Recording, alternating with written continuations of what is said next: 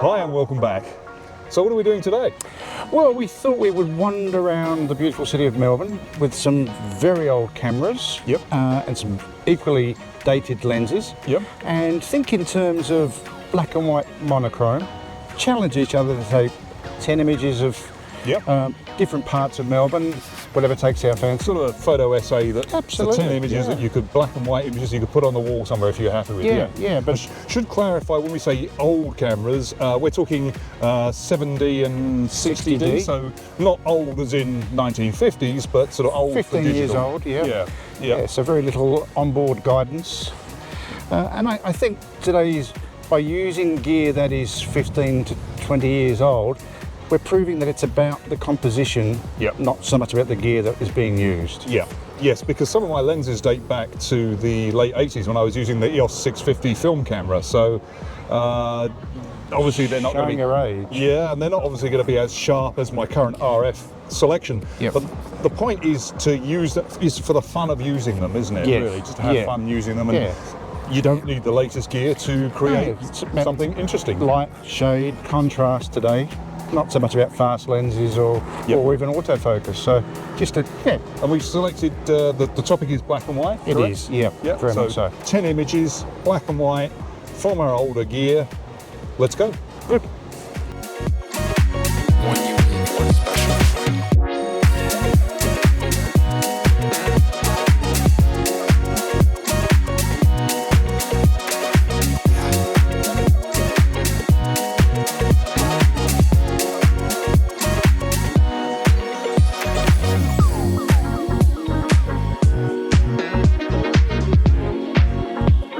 Well, that was interesting. We're back now and we've used our older gear. As I mentioned before, I was using the 7D, you were using the 60D. That's right. What lenses did you run with on this shoot?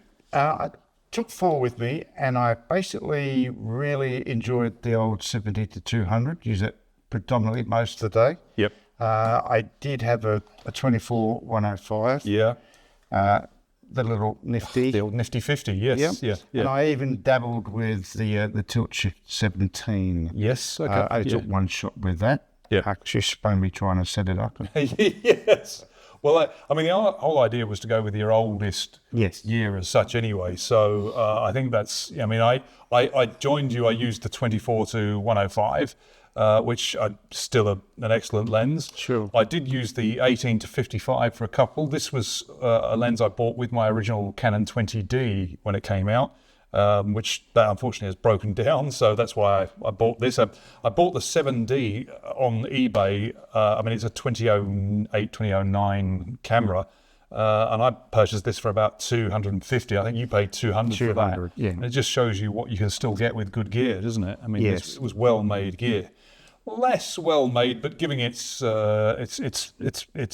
decade, if you like. This was from about 1988. I purchased this with my. Does that come with a hood you have to put over your head? No, I've still got one of those cameras. There's the old Cyan RF2. Now this is the 70 to 210 f4 Canon zoom lens. It's a push-pull design, and it was. I bought this when I had my EOS 650, the very first Canon film EOS camera, first EOS camera, the first Canon camera that I purchased.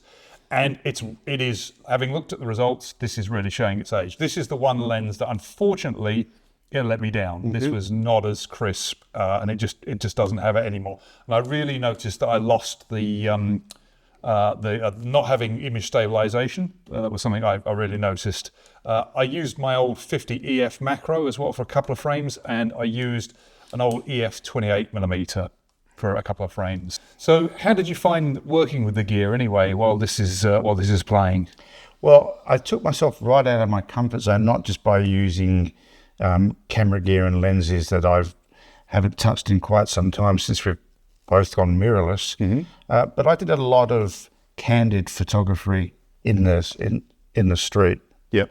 And so that's not something you normally do, is it? Never. You don't a lot of street. I don't do a lot of street either. No, I get quite self-conscious sticking my camera in the faces of complete strangers. Yeah. But I did a lot of that, and really enjoyed using the 70 to 200 because it does allow you to stand across the other side of the street and still get some good candids. So from that point of view, I really did want to test myself in doing a type of photography that I just hadn't done before.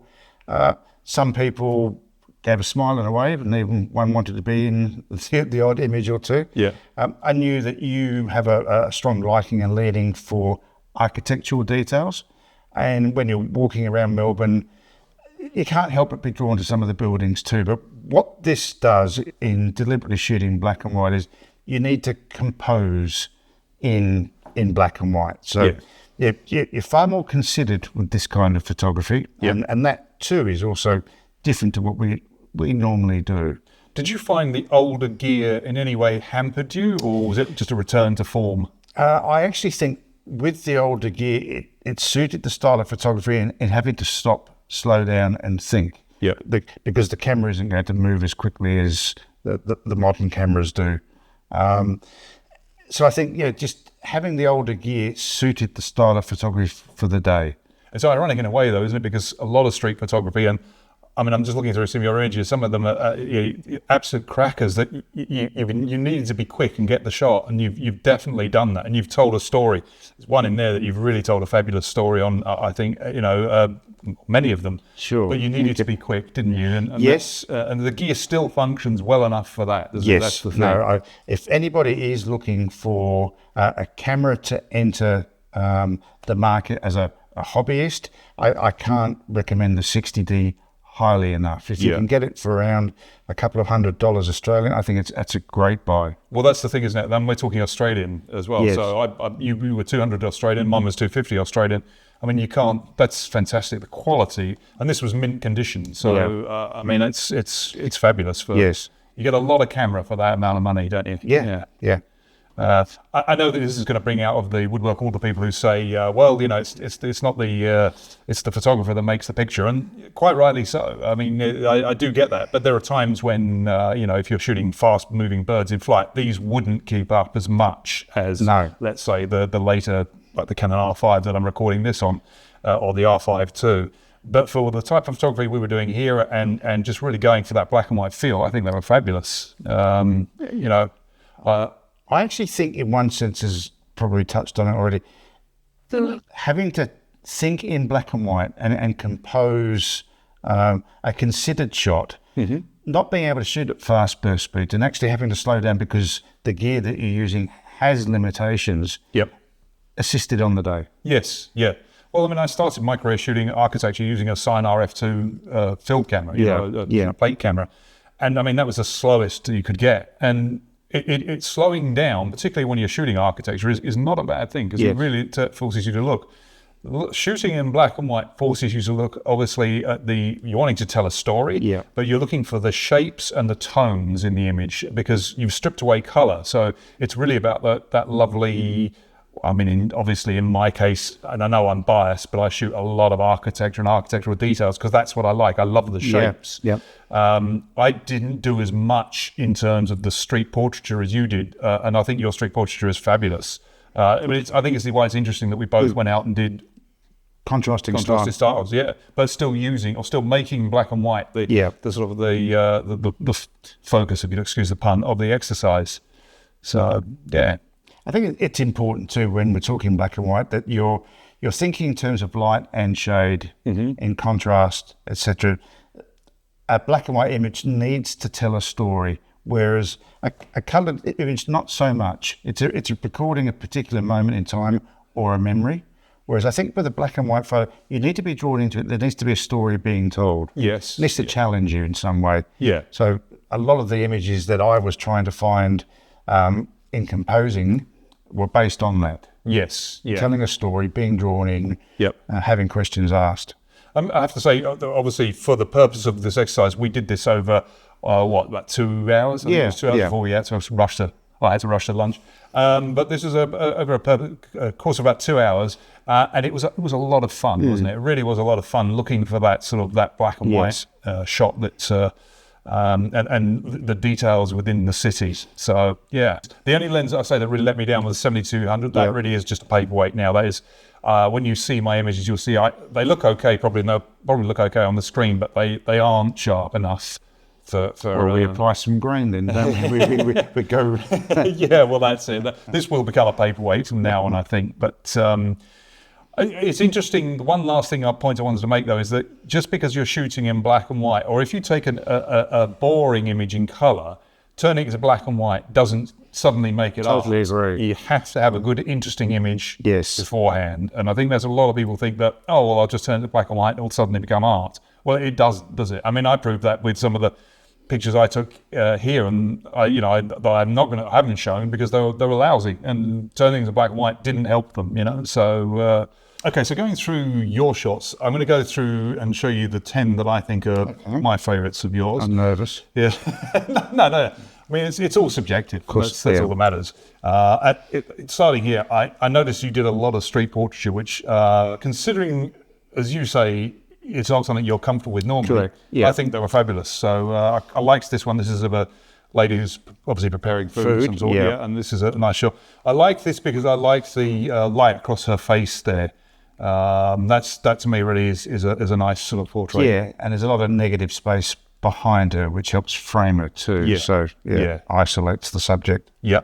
Again, I like this one because it tells a story about a chap without even seeing his face, and I like that. I think with both of these two, I would have cropped in a little tighter myself. Yeah, That's just my... That was a brilliant colour image, so that the hair was 800 different colours. Shades. And I actually felt that didn't work in black and white, so there you go. Yeah, no, I liked that one. This is the, obviously, the Flinders Street station area. Yeah. I liked it. It's just a decent cityscape. I like that.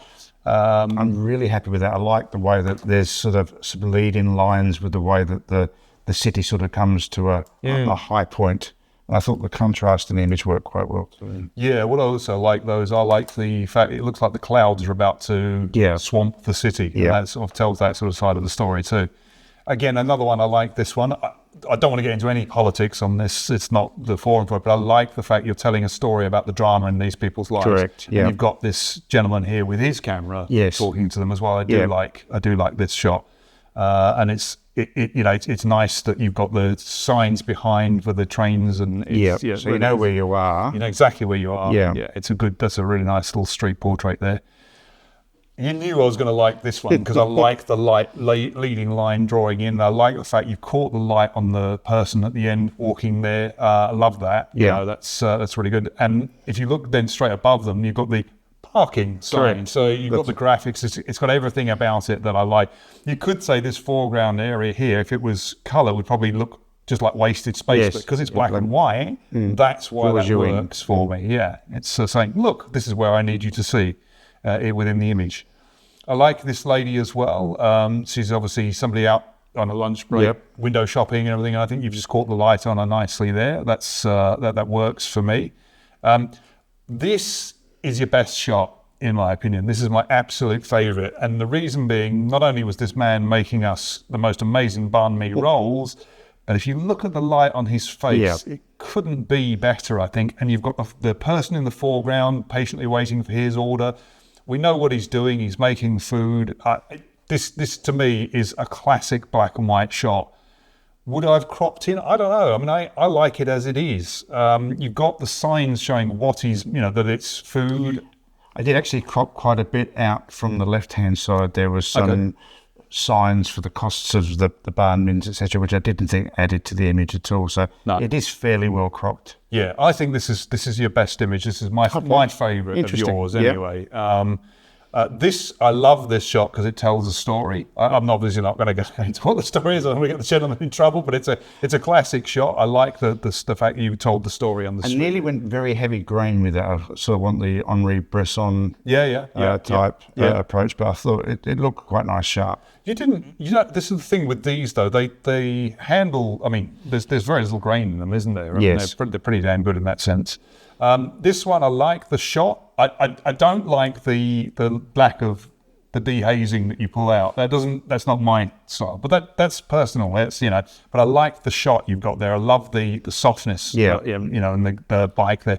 I just wonder what that would look like with more grittiness. That's just my personal take on it. It was very confusing with the wall, the colours of that backdrop sharp. Yeah, okay. So it really, I felt, detracted from the image. So that's why I went for softening the back. It is a cracker though. I do like it. So yeah, this was one that I thought was a fabulous shot. Yeah, it's one of my favourites from the day too. Yeah. I did shoot this, but I shot it with this, and they are they're so soft. It's just not worth it. It's almost like an end of World War II. Grab the next person and just celebrate. Type. Yes, yeah. That's a classic. And I mean, this is the thing, isn't it? With street photography, you can just have so much fun with it tells a shooting story, this. doesn't it? Yeah, definitely. Maybe they don't want that story told. But Well, that's right. But, no, that was a class cracker. I really like that. So those are my 10 favourites of yours. a number of those are on my favourite Your hit list 10 too. Yeah, okay. Okay, so just going through your favourites from my selection. You've got the chap with his son. Yeah, I just think it's a lovely image. It tells a story. We're assuming a father and son out for a day out. I like the way that the father's looking off into the distance. He's got the protective arm around the son. Yep. The positioned nicely off centre. You've done a nice treatment with the background. So I just think that's a lovely black and white image that draws you in and tells you a story. Sadly, it's only just in focus because of the lens. Again, subjectively, you could say that was a deliberate processing style of yours. I don't think that the image is detracted. No. I don't think that the image is detracted in any way by not being sharp. That's fair enough too. I mean, a lot of the old great master shots were not necessarily all sharp, were they? That's the thing. So No. yeah. Okay, so this next one you've chosen here, this was actually with the 18 to 55 kit lens. Yeah. So I think we both spent quite a bit of time with this particular building. I like the way you've come back out and you're showing that the roof line of both, and I think there's a lovely flow, that H shape to the building. I went in quite close in the midsection, and I think that's a really unique way. Of all the images I've seen of the building, that's definitely the nicest one. So, okay, all right, yeah, thank you. yeah, and just a nice geometry to this particular image too. So As you might have told from my looking through all of my images, I love this type of shot. Yes, I find shapes so appealing in that sense. You should probably just click down. yeah, again, you've done a couple of shots on the day looking up, and I think you do that very well. You get quite a lot of subject matter that just creates a lovely story. So that particular image drew me in, and this one is fantastic. I think you've got a really nice relationship, three sides of the image, and you've got the lines perfect in terms of horizontals and verticals. I think that's a great shot. And then with the imagery on the wall. It's an interesting piece of street art. That Yeah. it was. I mean, this was taken with the 10 to 22, the wide angle, which I have left in the other room, but it was taken with the old 10 to 22 wide angle lens, and it's still a great lens for that kind of work. That's a cracking shot. And I always do like the candid through the tram or through the tube windows, etc. And you've caught this guy in a very pensive moment. You can even see through the tram to the pedestrian on the other side. They're just nice candid shots. So that's sort of what I would call a traditional black and white. Yep. Candid shot. That's great. And this guy too. There's a concentration on his face. You don't necessarily see a guy playing a piano accordion on every street corner in suburbia. So again, I like the separation you got between the foreground and the background in this as well. Yes. Yeah. Okay. Yeah. Thank you. This one here, I know we stopped and chatted to her for a while. Beautiful dog. Yes, yeah, and just the pose, the care that she's got for her pet, and the relaxed way that the dog's looking off into the distance, probably thinking, "Where's the bone?" Yeah, exactly. I liked this one as much as anything because it was with the 24-105, so at least it was sharp. Yeah. So as you can probably tell, that means a lot to me. I like my images crisp, but yeah. This one here, the sneaky shot over the back shoulder. Yeah. Again, we don't know who she is. We don't know what she's thinking, but she's reading the finance section of the news. Yep. And again, I like that you've got the paper sharp and the foreground and the background blurred out. Yes. So it's a nice arty image. Yeah, It tells a little bit of a story. Yeah. No, thank you. And again, I like the symmetry in this, that you've got the tram stop in the middle creating a division, and you've got two people looking in opposite directions. And going in opposite directions. That's exactly that right. That was what I was looking at there. That's what I saw when I saw it, obviously. Yeah. It's very simple, but you've got the framing of the rail and the tram stop Divides and the windows. Yeah. So there's some lovely symmetry. Thank you. Yeah. So that was our take of my favourites, Mark's favourites. Really, the point behind it was a lot of fun on the day, just playing with the old gear. So, and just really thinking in black and white while shooting. So for our next video, the plan is to go into the city. We're going to do this on an evening and shoot some night cityscapes, night street shots. We're going to change our gear. Yeah, we might go mirrorless. We might come up to date and Bring the ISO up. not hamper ourselves. Yeah.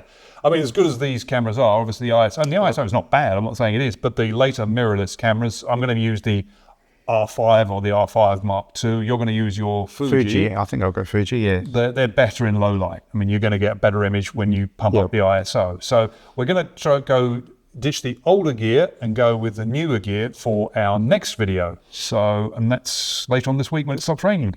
Or maybe we'll go out in the rain. Or maybe we'll go out in the rain. Bit of reflections, who knows? Yeah. We'll see.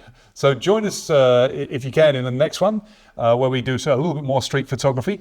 Thank you for being with us in this particular video, following us this far. One quick question I'd like to know is just if you had to pick, did you have one of Mark's that was your favourite and one of mine that was your favourite? And just want to see if our opinions match up to anyone who's watching. So again, thank you for joining us, and we look forward to seeing you in the next video. Thank you very much.